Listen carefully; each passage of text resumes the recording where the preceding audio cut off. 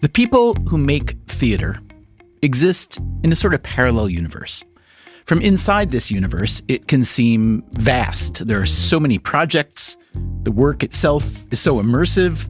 And let's be honest, there is a lot of gossip to keep up with. But in reality, theater is a tiny universe when you compare it to all the other flashier forms of entertainment like TV and film, live music and sports, video gaming. The theater universe looks like a distant and dimming star. And yet, believers still believe. And every now and then, someone takes a shot that is so unlikely, so audacious, and if that shot lands, it rejuvenates the whole enterprise and makes the larger world take notice. In other words, this tiny universe really can produce one singular sensation. I'll start from a personal note. My son had been on vacation and he came back and we're 15 blocks apart. So usually he comes for breakfast and says, well, my next show, it's Hamilton. And I'm like, the Secretary of the Treasury of the United States of America?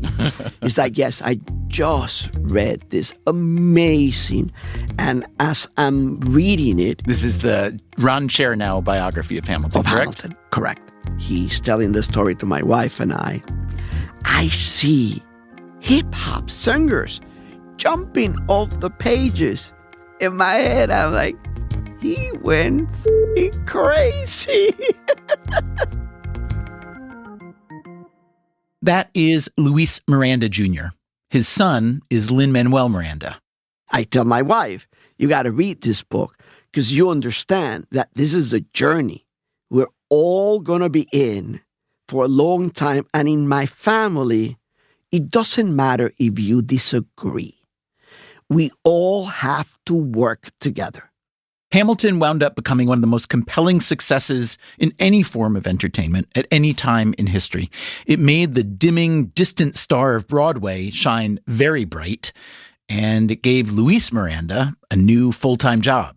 I do all of the philanthropy for the Miranda family. I oversee all of Lin-Manuel's companies and argue with him about what he should or should not do. Usually he ignores me. Everyone knows that Lin-Manuel Miranda became a major player because of Hamilton, but his father was the original player. He's a longtime political operative and activist in New York City who has worked with mayors, senators, and many others.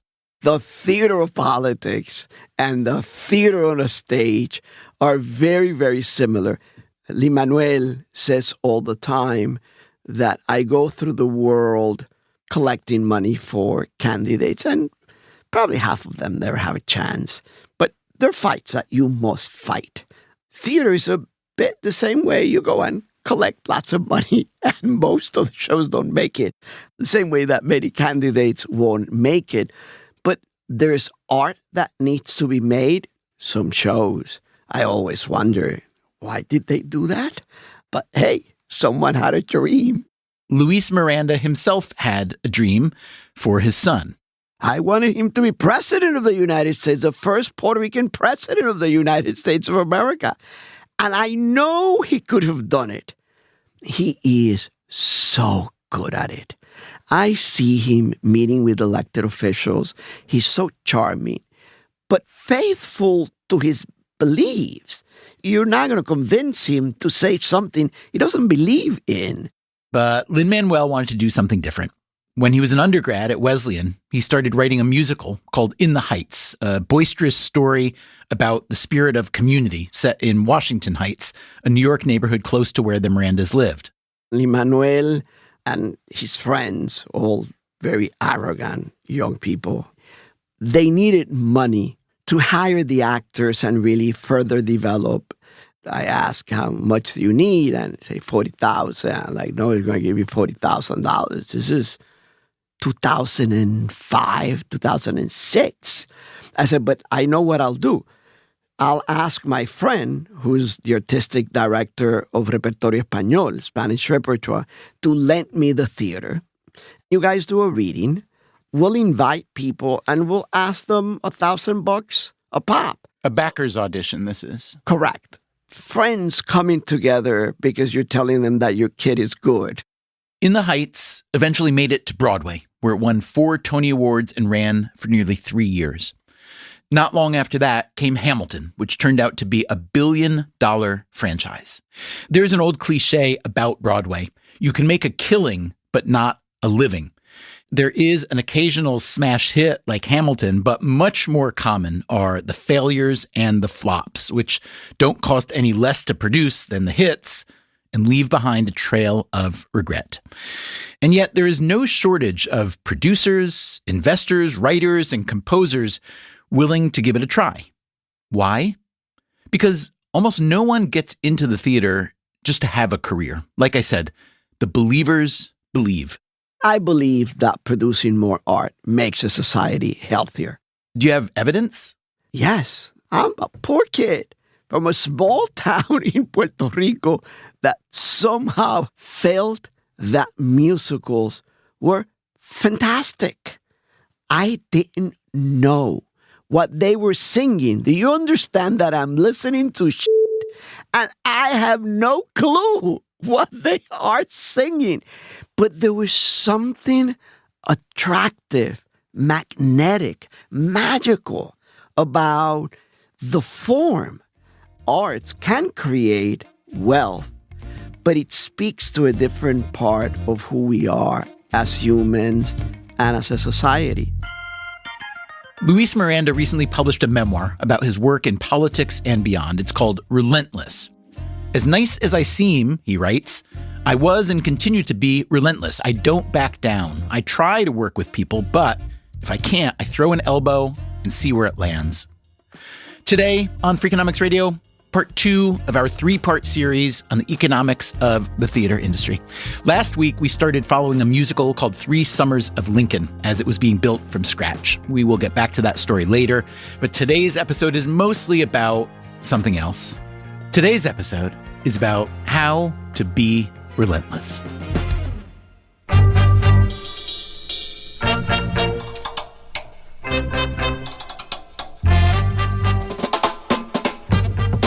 This is Freakonomics Radio, the podcast that explores the hidden side of everything, with your host, Stephen Dubner.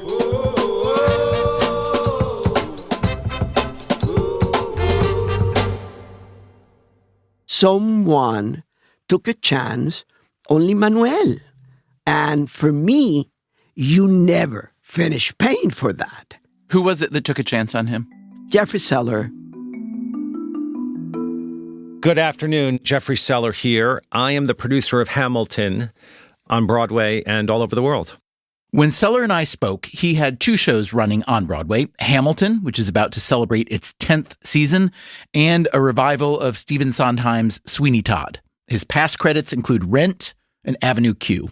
Seller is also about to publish a memoir called Theater Kid. He grew up in a chaotic working-class family in a Detroit suburb. I came to New York with my bar mitzvah money. I had maybe $1,100, $10,000 of student debt, and my first job netted me $205 a week in 1986. So I had no money. I had no family money. There was no one in my family I could ever call to say, could you put $20,000 or $10,000? I mean, that would be a joke. But Seller kept at it and defied the odds to become one of the most successful Broadway producers of his generation. We should say here that the word producer can mean a few different things in live theater. It can mean that you originate a project, whether financially, creatively, or both. That's what Seller calls a holistic producer. Or it could mean that you are primarily just a cash contributor. Those are investors who we rely on. And by we, I mean the audience relies upon them. Us holistic producers rely upon them. Historically, they were called dilettantes. And it wasn't necessarily a pejorative. It was just a description of an arts lover and an arts supporter. Is there a relatively infinite supply of the people formerly known as dilettantes? There's an interesting pattern, which is that by the late 70s and the 80s, there were very few investors on Broadway. If you look back to the 1980s, if you remove the 4 British mega hits, Cats, Les Mis, Phantom, and Miss Saigon, all produced by Cameron Mackintosh, we had very little musical theater or legitimate play theater going on Broadway. People with money had not yet discovered Broadway. Maybe they discovered the world of visual art first. But a lot of people with money started to discover Broadway, enjoy going to Broadway, and enjoy investing in Broadway. We are producing more musicals every year as a result of that activity. What Jeffrey Seller didn't say there was that a modern Broadway producer needs all those outside investors because it has become so much more expensive to create and run a show. We'll get into that as we go. I asked Seller to tell me how he came to take a chance on Lin-Manuel Miranda. Lin and his colleagues, Tommy Kail, who's his director, they walked in my office in the summer of 2003. None of them were 30. They weren't even close to 30. They were courageous and adorable and fun. And the next thing I did is I went and watched them do Freestyle Love Supreme, their hip-hop improvisation show. Your last word is fracking. The last word is fracking, and I am attacking this beat because it's sweet to be back on this street, Broadway. Ever since I was a little kid, this was my only dream, the only shit I ever wanted to did, or do I mean do? I don't know, I like it. Jesus, guys, I am so fracking excited. And I thought, oh, Lin is a genius. How is he making these raps up on his feet? So I knew I was in the presence of sheer brilliance. When I experience a new musical, I want the music to prick my ear in a different way. And we created a reading of In the Heights with a small band. And this was my first experience of it. When Lin came out and started that warm, enveloping rap, lights up on Washington Heights up at the break of day. Lights up on Washington Heights up at the break of day. I wake up and I got this little punk I gotta chase away. Pop the grade at the crack of dawn, sing while I wipe down the awning. Hey y'all, good morning. And then this gorgeous chorus joined behind him singing In the Heights. We live with just enough In the heights, I flip the lights and start my day. There are fights and endless debts and bills to pay. In the heights, I thought, I've never heard rap and Broadway choral music married together so beautifully. It made the hair on my arms stand up, and I was in. So Jeffrey Seller produced In the Heights on Broadway, where Lin-Manuel Miranda announced himself as a rare double threat, a theatrical writer who starred in his own shows. And while performing In the Heights, 8 shows a week, he began developing Hamilton.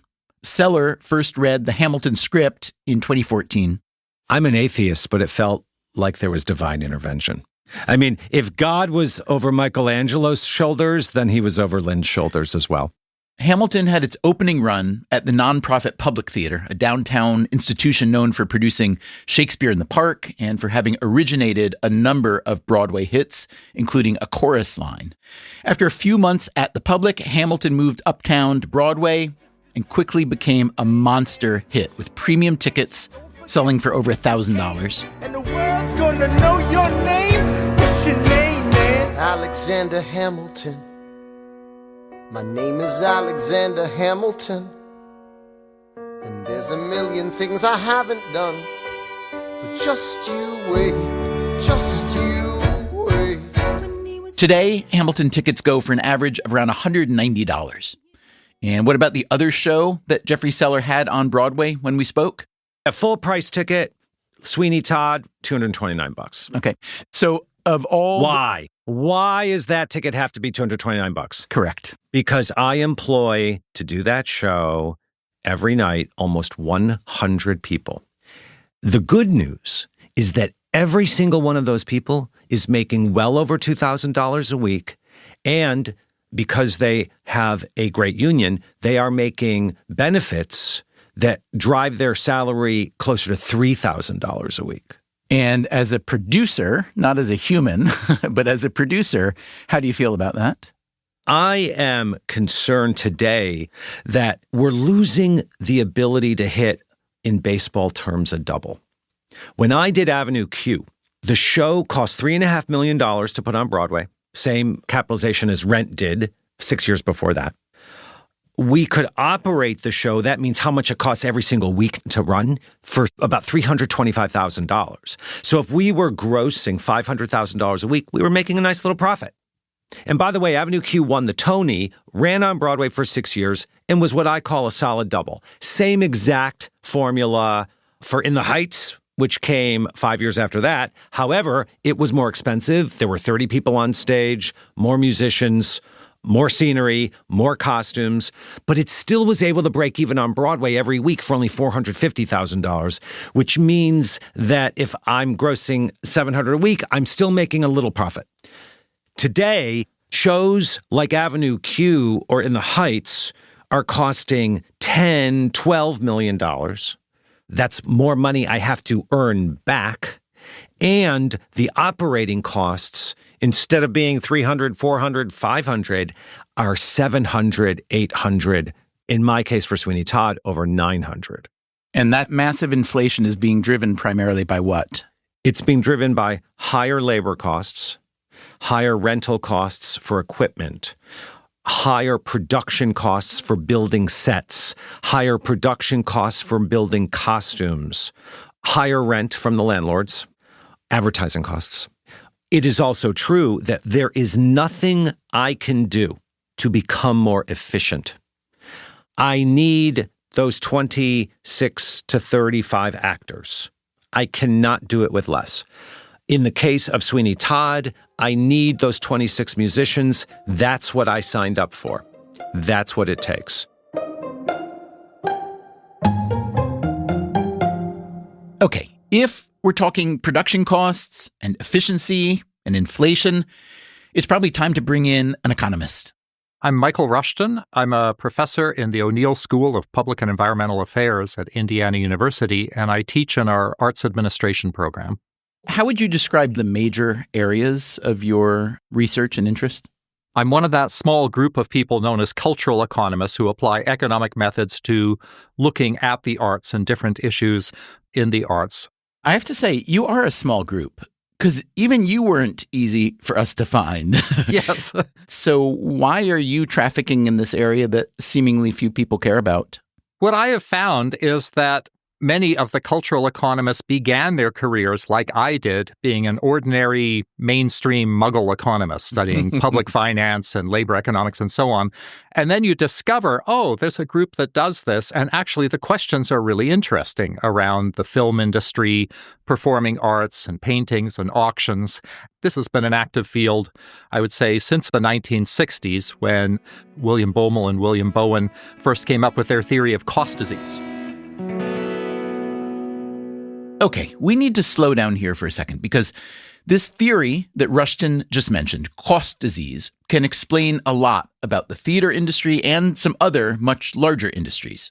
The theory is famous among economists, but not as widely known as it ought to be. The original paper by Baumol and Bowen was called On the Performing Arts, the Anatomy of Their Economic Problems. Their insight was regarding technical change, and in particular, in what sectors can you have labor-saving technological change, and in what sectors is that going to be very difficult to achieve. When they looked at the live performing arts, they said, well, here is an area where labor-saving technological change is going to be really rare. You can't reduce the number of players in your orchestra. You can't reduce the number of cast you need to put on a performance of Macbeth. And wages have to rise with the rest of the economy, which means constantly your costs are going to be rising. And in theaters right now, we see that. If you speak to any theater producer who is saying, well, we're struggling to get by, one of the first things they say is, our costs keep going up. And the main cost that they face is labor. You have to pay your performers, you've got to pay your crew, you've got to pay your back office staff. And it's just really hard to save on those kinds of numbers. So here's their foundational paper. This is from the American Economic Review of 1965. They wrote, in order to join the ranks of the rising productivity industries, the arts would somehow have to learn not only to increase output per man hour, but to continue to do so into the indefinite future. Otherwise, they must at some juncture fall behind the technologically progressive industries and experience increases in costs which stem not from their own decisions, but from the inexorable march of technological change in other parts of the economy. On a scale of 0 to 10, how true did that prediction become? 10 out of 10. We see the pressures of cost disease in all of the sectors that Baumol and Bowen mentioned where you can't really save on labor. Education would be one example. A teacher can only handle so many students at a time, and teachers' wages have to rise with the rest of the economy or nobody's going to want to be a teacher anymore. Healthcare is another example, and it's an interesting one because we think, well, there's been lots of technological change in healthcare. We have all these machines now. We have all these new pharmaceuticals. That's very, very true, but a large part of your healthcare costs are labor. Paying nurses, paying technicians. You can't just say, well, one nurse can handle 200 patients at once now because of technological change. So I don't mean to insult your profession, but here's a question. This was a paper written, nearly 60 years ago that laid out exactly the problem that we're seeing not only in theater and the other performing arts, but in, as you said, healthcare and education, which are much, much bigger sectors. It strikes me that a lot of people are still flabbergasted that costs in things like education and healthcare have risen so much relative to other things. In other words, Baumol's cost disease has been around and understood and preached by economists for nearly 60 years, but it seems that no solution has arisen to actually combat the problem. Why do you think that is? Is that a failure of economists to communicate the problem? Is it a failure of economists and others to come up with viable solutions? Is it a failure of policymakers? Or is this just the way things are and humankind has to figure out different ways to do things? I think there is a communication issue. The first thing is actually calling it cost disease. What is it resulting from? It's resulting from our getting richer. You only have cost disease because the economy as a whole is becoming more productive and real incomes are rising. So that seems like an odd disease where you say, yes, we're all getting richer. What cost disease is referring to is that productivity changes are going to be different across sectors. Over time, manufactured goods have become far, far cheaper. Raw food production has become cheaper. Transportation has become cheaper. Other things that involve personal services are going to get more expensive. Haircuts, teaching, massages, live theater.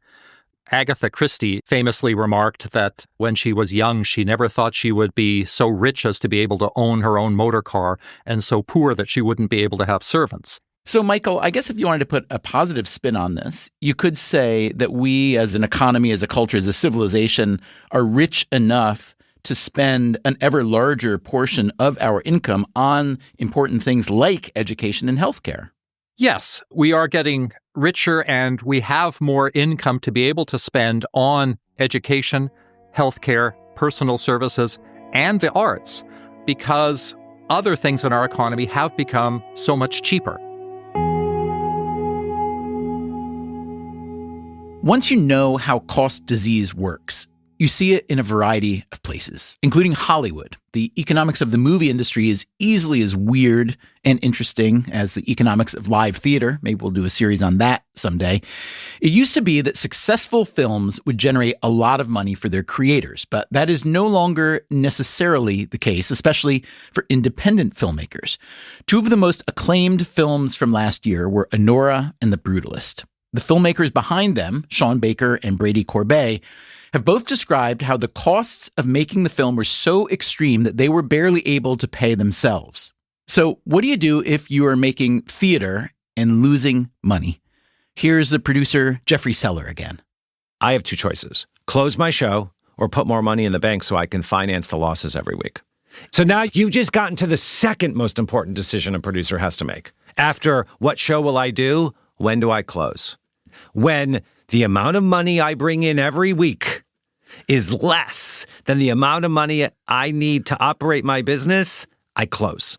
What happened with Funny Girl? Can you explain that? Where it looked like it was destined for an early and huge loss, and then it ended up recouping like the week before it closed. What happened? Right.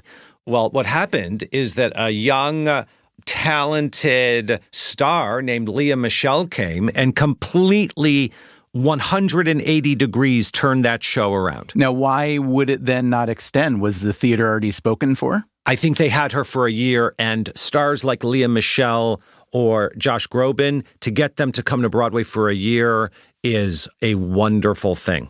And it's very rare that you would get someone of that caliber to extend. Many stars, when they come to Broadway to do a play, will come to do like a 12-week run and they're gone.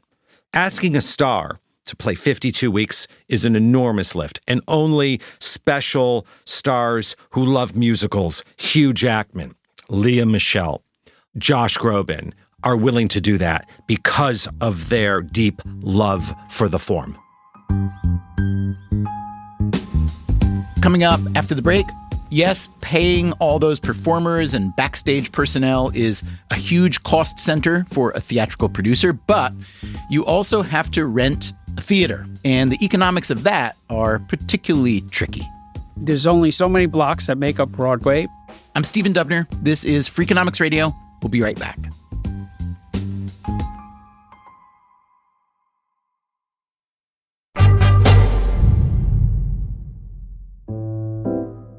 As we started putting together this series on the economics of live theater, we spoke with all sorts of people: producers, writers, performers, economists, historians.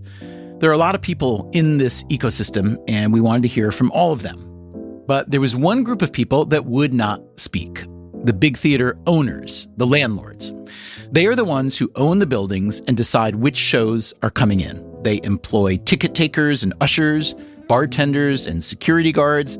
The landlords are thought of as members of the Broadway community, but that's a bit like saying that the royal family are members of the British community. Their position comes with a guaranteed level of wealth and leverage. There's only so many blocks that make up Broadway, per se, and there's only so much land. Like Will Rogers said, buy land because they're not making any more of it. My name is Hal Luftig, and I'm a Broadway producer.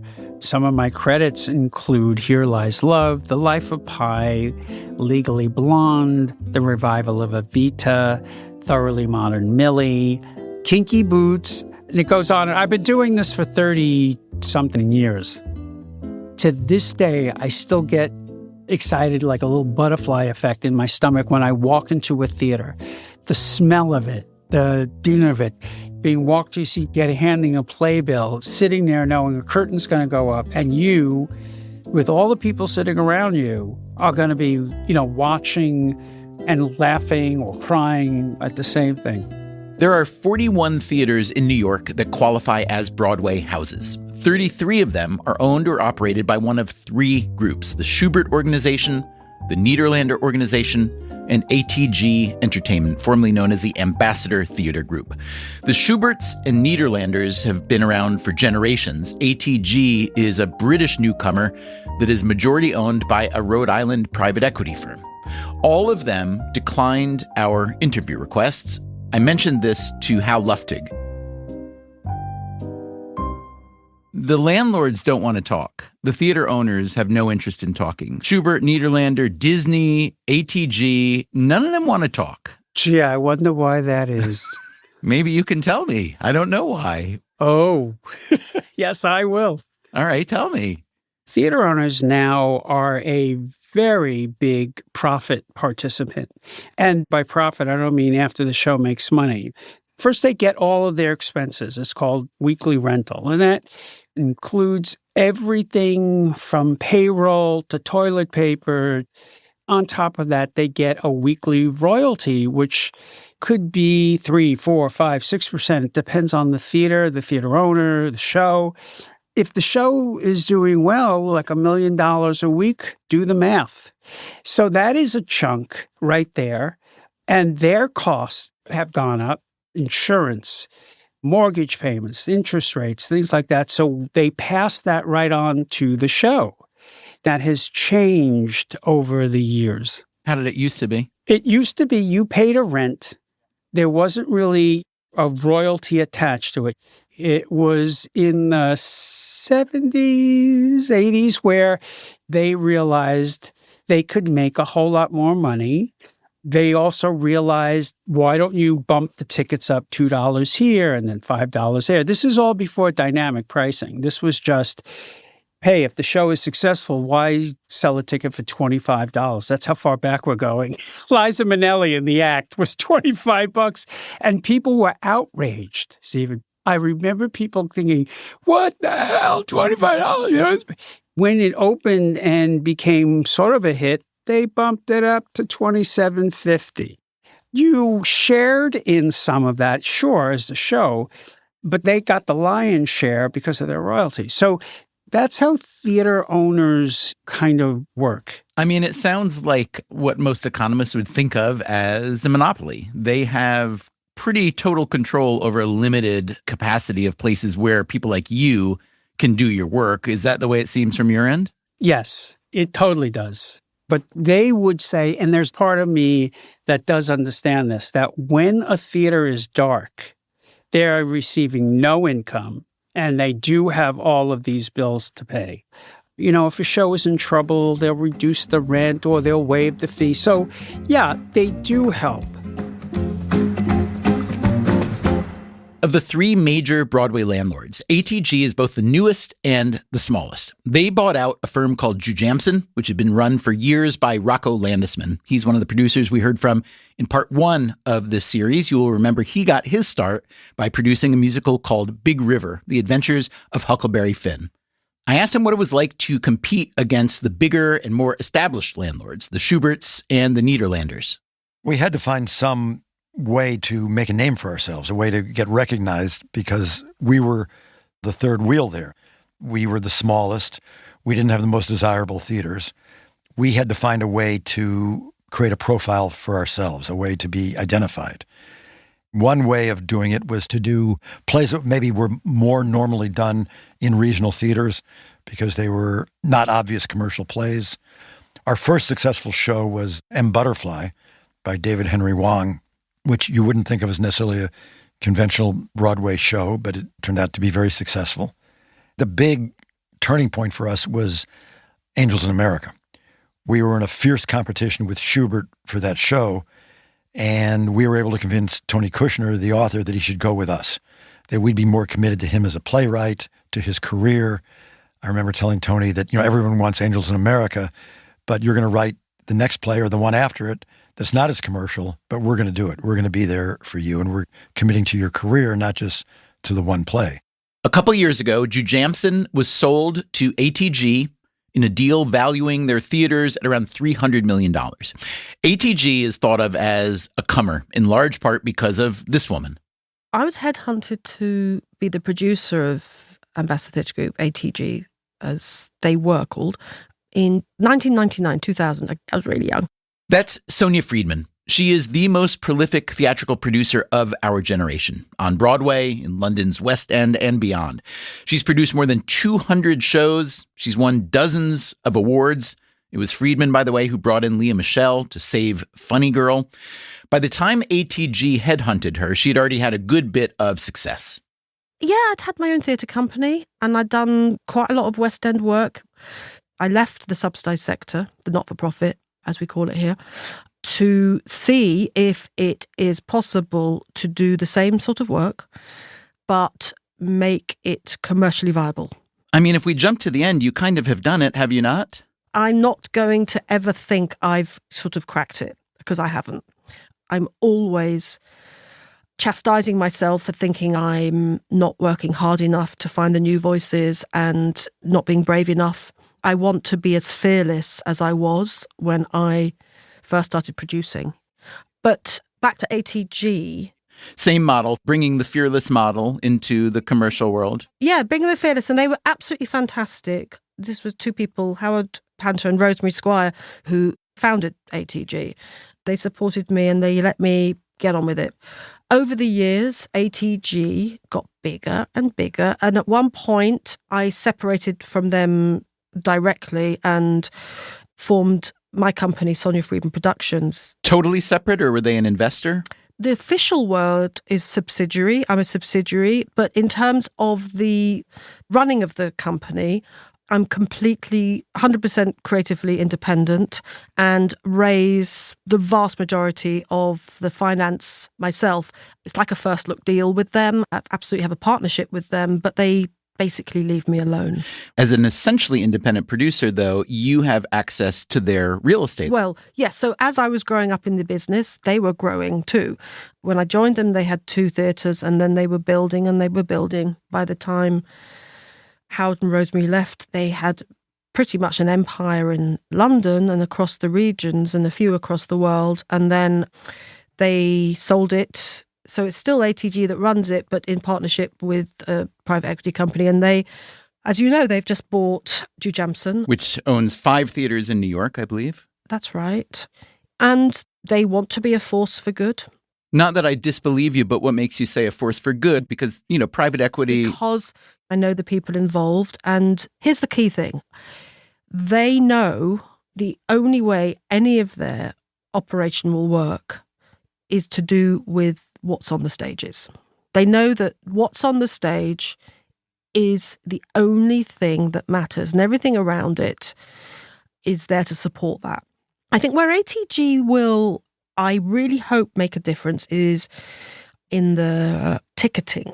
That sounds really boring, doesn't it? It does. Yes, okay. But I believe that theatre is a little bit behind the times in how we find our audiences, how we talk to our audiences, the data modelling and who our audiences are and where they're coming from and what they like and how we capture their imagination. And I think ATG are very, very forward-thinking. So Sonia Friedman professes optimism for a more corporate form of theater ownership, but not everyone feels that way. Theaters are best operated when it's a mom and pop business. That, again, is the producer Jeffrey Seller. We're not a real business. To expect a theater to have earnings growth every quarter is crazy. We go up and we go down. We have hits, but in between those hits, we have 4 flops in a row. One cannot guarantee shareholders or banks or whoever those people are consistent earnings. The danger is that they're going to contribute to inflation by needing to take more of that box office pie to share with those money people. If you could wake up tomorrow and be magically turned into a landlord, a Broadway theater owner, or you could be you, which means having to reinvent the wheel every time to come up with a show that you then rent space from them to try to put on and maybe make a bonanza the way you did with Rent and the way you did with Hamilton. Which do you choose? Oh, I choose to be a producer 7 days a week, 365 days a year. I didn't come to New York to be a landlord. I'm a poor kid from Detroit who likes musicals. I don't like buildings. How good a business is the Broadway theater landlord business, however? I wouldn't turn it down. It's a fantastic business. It's heads I win, tails you lose. Period. End of discussion. I'll say that to their faces, and they know it. And no one's going to say, how dare you say that, Jeffrey? They know it. I know it. We all know it. There's one more factor that makes New York a particularly expensive place to produce theater. Labor unions. There are 13 separate unions involved in Broadway productions, with 3 additional contracts that govern how people are paid. Every producer I spoke with for this series named unions as a major driver of production inflation. I asked Hal Luftig for his take on the Broadway unions. Are you trying to get me killed? Steve, I will tell you this. I understand that every rule that exists in every union is there because at some point somebody tried to screw them over in that specific area. And so next time the contract was negotiated, the union said, okay, we're going to deal with this. For instance, what's a way that a producer might have been either taking advantage or not looking out for the safety of someone that became codified in a union contract? For example, stage managers. A producer who was not being very careful, not being very forthright, might say, we could do this show with 2 stage managers. And meanwhile, it's the most complicated set in the world. It's dangerous to not have enough stage managers who can watch the show and make sure everybody is where they're supposed to, when they're supposed to be. Things like if a trap door opens during the show, a stage manager has to say it's okay to continue. They're all on headsets, so the audience never hears this, to continue because the trap has been closed and the stage is now safe. Of all the potential problems faced by a Broadway producer, the most severe, by far, is that their show will simply be a flop. I was very devastated. I didn't understand it. Coming up after the break, how to salvage a flop, and what do you do when the star of your brand new musical suddenly drops out? I'm Stephen Dubner. This is Freakonomics Radio. We will be right back.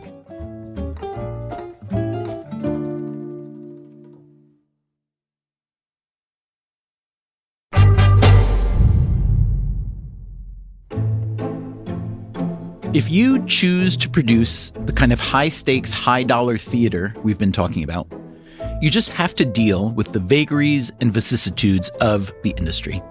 A huge hit can come out of nowhere, and what looks to be like a sure thing can cave in on itself and burn $20 million.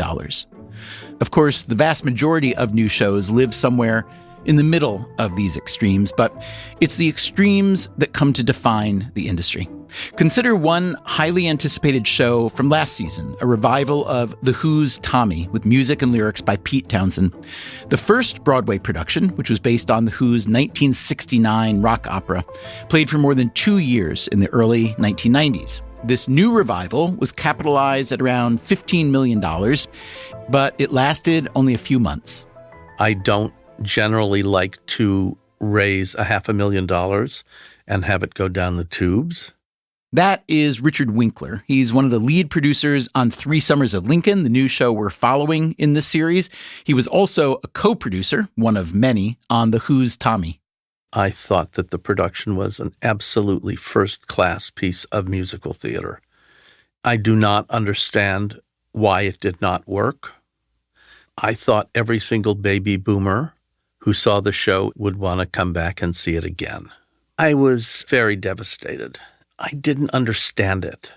And I don't like stuff that I don't understand. It's hard to predict, isn't it? There's so much alchemy that's involved in a successful Broadway musical or a successful Broadway play. I'm going to see Oh Mary this evening. You're going to laugh a lot. I understand I'm going to laugh a lot. Everybody tells me I'm going to laugh a lot. But who in the world would ever think that a show that opened off-Broadway with 2 unknowns in it would become the big Broadway sensation of the season? So what does that say about just the, I don't want to say risk, but the unpredictability of what you do? What would seem to be the can't-fail project like Tommy fails on Broadway, and Oh Mary, which comes from nowhere, from nobody, relatively speaking. It just proves nobody knows nothing. So that was William Goldman talking about Hollywood, but it applies here too, I guess. Oh, it applies here too. 100%. 100%. Oh Mary is an absurdist, slapsticky comedy created by Cole Escola. The New York Times called it an unhinged historical fantasia that imagines its protagonist as an alcoholic cabaret singer married to a gay guy. The protagonist, by the way, is Mary Todd Lincoln, and her husband, the gay guy in Oh Mary, is Abraham Lincoln.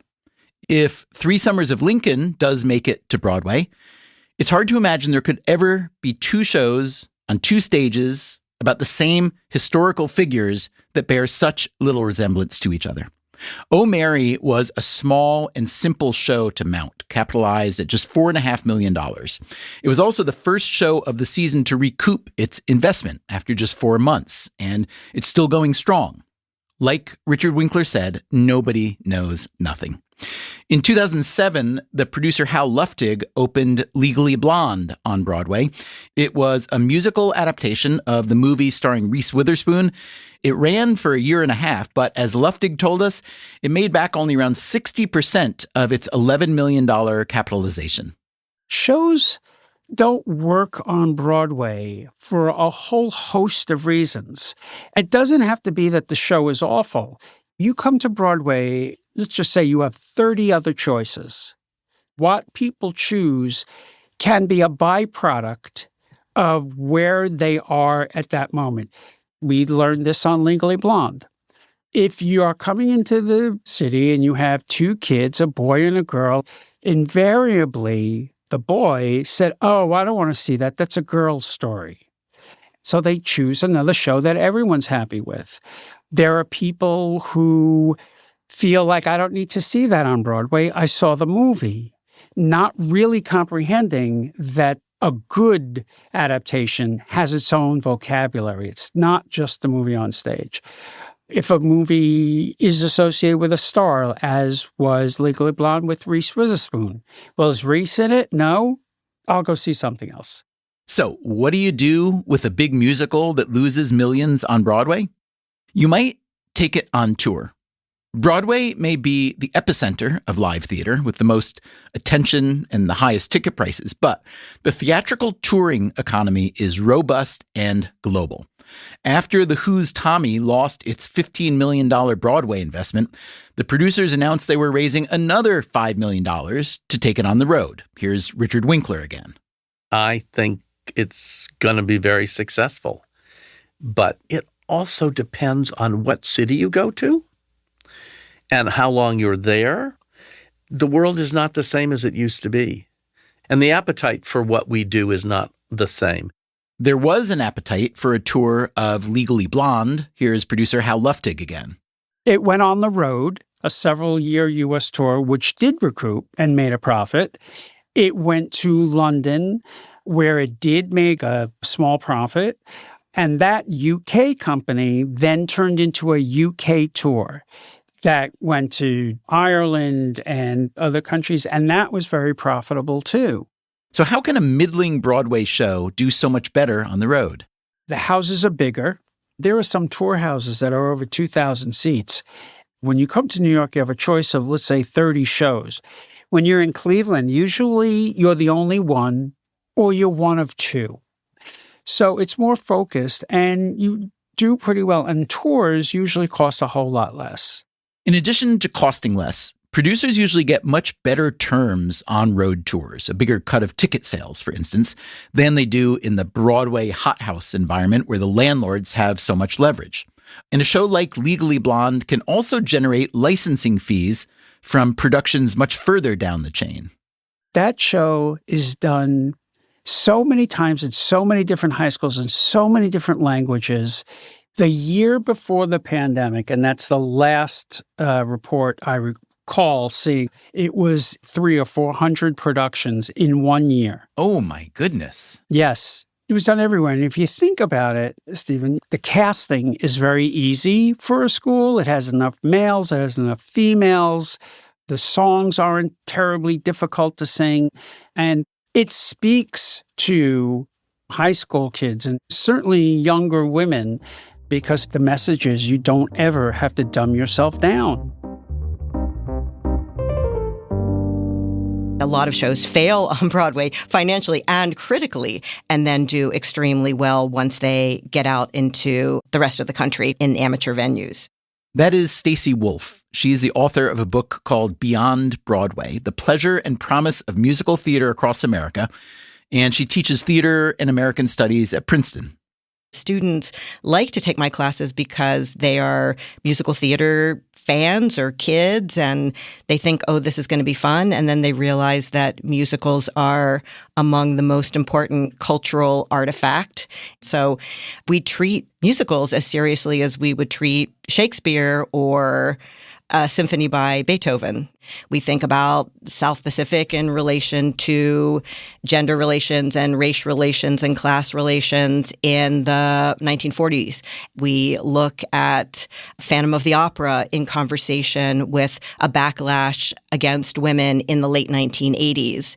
Pretty much any musical that you look at, even the ones that seem the silliest and most escapist and most not conversing with U.S. culture and society, really are in conversation with the society, especially if they were hits. They have to be. For many, many, many, many people, not all, but many, to them, Broadway and the theater are one and the same. To many others, they know many different parts of the ecosystem. But in terms of public perception and in terms of, size of industry and number of participants and so on, how do you see it? Broadway is to the whole ecosystem Tiny. Tiny in terms of number and outsized in terms of symbolism. Just symbolism and not, let's say, profits, since we're talking about an industry? Not in terms of profits. A lot of great things happen on Broadway. Broadway is the place where it begins. It's symbolically important. It creates the canon. It creates the version by which all other versions are compared. But the real lifeblood of the form, why musical theater is thriving and continues to thrive in spite of all the odds against it, in that it's face-to-face, it's slow, it's hands-on, it requires incredible collaboration. Only a few people can see it at a time. All of those things that happen in high schools, community theaters, summer camps, that is really the lifeblood of the form. Persuade me that when you call the non-Broadway or even the non-commercial side of theater the lifeblood, that's not an emotional description versus an empirical description. For example, in 2017, 2018, the Educational Theater Association, which does a survey every year, found more than 37,000 high school productions took place that year, with more than 46 million people in the audience. That compares to around 12 million people who see a Broadway show in a given year. So, yes, technically, the audience for high school musicals is at least 3 times bigger than the Broadway audience. But without Broadway, high schools wouldn't necessarily have shows to produce. Once the show has the As Seen on Broadway imprimatur, it then has a certain kind of stamp of approval that makes it legible to anyone. Another example of this, not of a show that didn't succeed, but a show that was never intended to succeed, was Newsies, Disney's Newsies. What do you mean it was never intended to succeed? Newsies from the beginning was answering the cry of fans who had seen the movie, who really wanted a stage musical of the movie. So they created Newsies to have just a super brief run on Broadway, and it was meant to go out and tour and then become an amateur production. It did very well on Broadway, and because it was fairly cheap to run, because it had a set that was always meant to tour, it made back its money very quickly. Once it went out on the road, it did well, and once it went to schools, it was and continues to be very, very popular. What is it about that show that works in schools? It has a very light romance between a feisty girl and a delightful boy that has a huge chorus that's endlessly expandable. And even though they're newsboys, they can also be played by girls. It doesn't have any bad words. The politics are kind of, I won't even say Marxism light, but kind of labor movement light. So it has a good, uplifting message. There's nothing to offend anyone in Newsies. And also it can allow a completely multiracial cast. It has a character with a disability. So it has a lot of great stuff going on for a school. And it's very entertaining. The music is super catchy, easy to sing. It can have a lot of dance or doesn't have to have a lot of dance, depending on what you have in your school. Because for high schools, the teacher or the director is always having to calculate who they have in their population. So it's never an arbitrary choice for them. It's a very calculated decision about what show can they do. Do they have enough parts for girls? Can their kids sing the show? Do they have musicians? Okay, so what does it cost? If I'm a high school and I want to put on Newsies or 3 Summers of Lincoln, let's say 3 years from now, What's it going to cost, and how does that licensing work? Typically, a full-length show costs somewhere around $3,000. If you were going to do a Broadway junior show, a 60-minute show, that would run you closer to $700 for the show. So if I'm the originator of a show that played on Broadway, it succeeded, it failed, it was somewhere in the middle, whatever, I hear you say some high school wants to license it for somewhere between $700 and $3,000. How many productions might there be in a given year, and how much money might that represent? There can be thousands of productions per year, and it can be some millions of dollars per year. Let me just tell you a little bit more about Three Summers of Lincoln. So it's a musical. It's got comic moments. It's got serious moments. It's got some gospel. It's got some kind of Broadway music. It's got some field music. It's got some jazzy-ish, bluesy stuff. It's primarily about the relationship between Abraham Lincoln and Frederick Douglass, and really how Douglass radicalized Lincoln, turned him into an abolitionist, and how Lincoln, to his surprise, won re-election when he thought he was going to lose. What does that sound like to you as a high school musical? What do you think the prospects are? Honestly, it sounds challenging. Because why? Because any musical that deals with something as overtly political as race relations could have a hard time in our country at this moment. There probably will be certain segments of the country that would be absolutely thrilled to do a show like that. It also sounds to me there's a great friendship in the center of this, which is always something welcome for high school shows. How have issues around free speech and hate speech and identity politics, how has all that affected which shows get chosen to be produced in high schools? I can't overstate how much those issues have affected what's produced. It's so difficult for a high school teacher and students to get their show past a school board, a principal, and a community that finds problems with every single issue.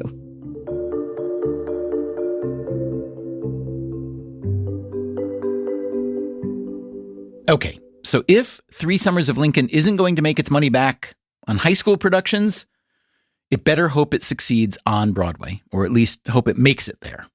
When we last heard about Lincoln in part 1 of this series, they had just produced a successful workshop performance in New York.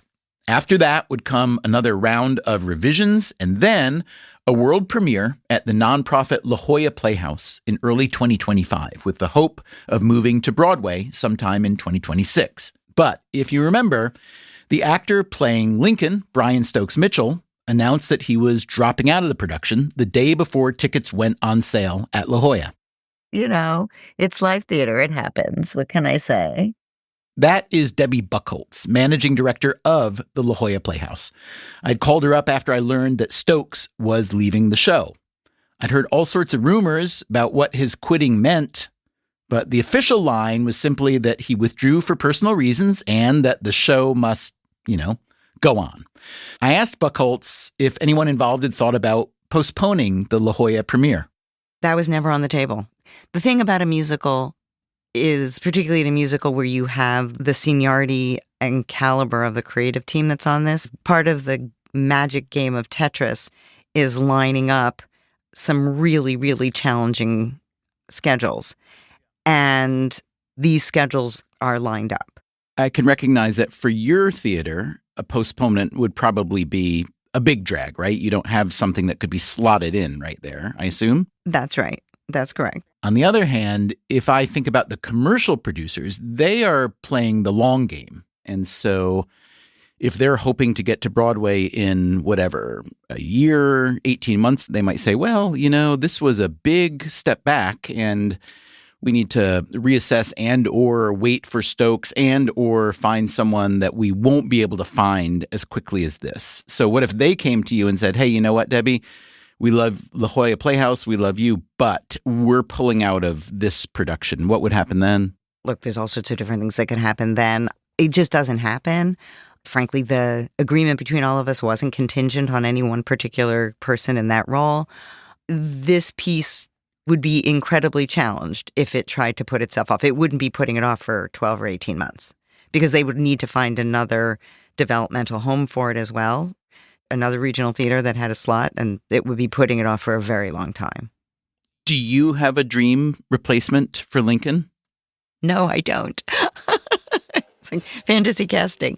No, I'm excited to see whoever comes in to do it. Coming up next time, in the third and final part of our series, we will meet the new Lincoln. I felt like if I still want to be an actor, I have to do this. We'll hear from Mary Todd Lincoln, not the alcoholic cabaret singer from Oh Mary, but the Mary from 3 Summers of Lincoln, about losing her original Abraham. I was concerned. And we'll ask the commercial producers how they're feeling. I believe that after La Jolla, people will be throwing money at the project. That's next time. Until then, take care of yourself. And if you can, someone else too.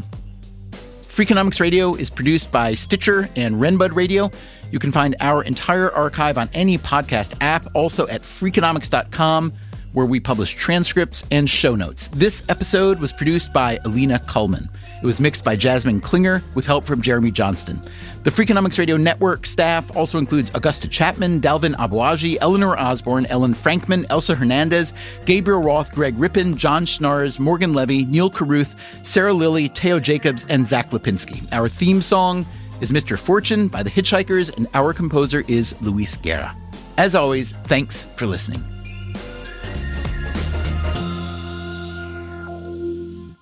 If you're the producer of a show, you're like a parent, and that's like asking you, do you ever stop working with your children? I don't think so. They could be 30 years old, you're still going to be working.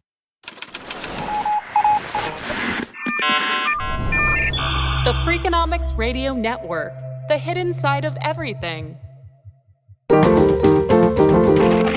Stitcher.